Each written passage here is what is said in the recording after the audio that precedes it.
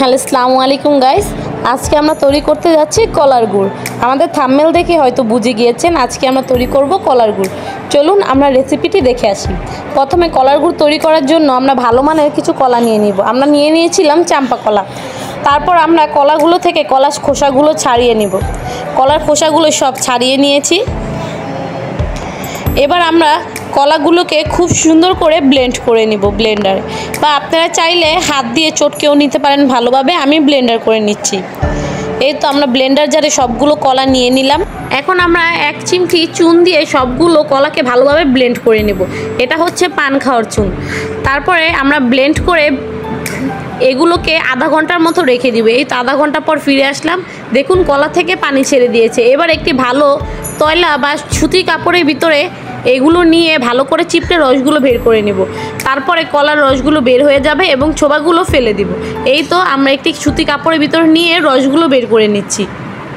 দেখুন কত সুন্দর স্বচ্ছ রস বের হয়েছে কলার। তারপরে আমরা সবগুলো রস বের করে নিব এবং ছোবাগুলো ফেলে দিব। আমাদের এখানে ছোট এক পাতিলের মতো রস বের হয়েছে, আর এই তো ছোবাগুলো রয়েছে। ছোবাগুলো আমরা এখন ফেলে দিব।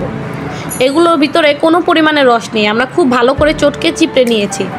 আপনারা দেখলেই বুঝতে পারবেন। এবার এগুলো কি আমরা জালে বসিয়ে দিব ভালো করে জাল করে মিঠাই বানানোর জন্য। এই তো আমরা চুলার উপর বসিয়ে দিয়েছি। আমার এই রসটি থেকে মিঠাই বানাতে প্রায় 35 মিনিটের মতো লেগেছে। এই তো আমাদের রসটি কতটা স্বচ্ছ দেখুন। এগুলো আমরা অনবরত জাল করে তারপরে মিঠাই করে নিব। এর উপরে কোনো যদি ফেনা উঠে তাহলে ফেনাটা ফেলে দিবেন। এই তো আমাদের মিঠাই হয়ে এসেছে, আর কিছুক্ষণের মধ্যে আমাদের মিঠাইটা রেডি হয়ে যাবে। এই মিঠাইটা খেতে খুব মজা, খেয়ে দেখবেন।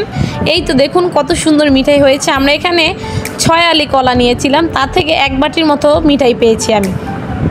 এই তো দেখুন কত সুন্দর আঠালো মিঠাই হয়েছে। আপনাদের ভিডিওটি ভালো লাগলে অবশ্যই like, comment, share and subscribe করে দিয়ে আমাদের পাশেই থাকবেন। Thank you for watching.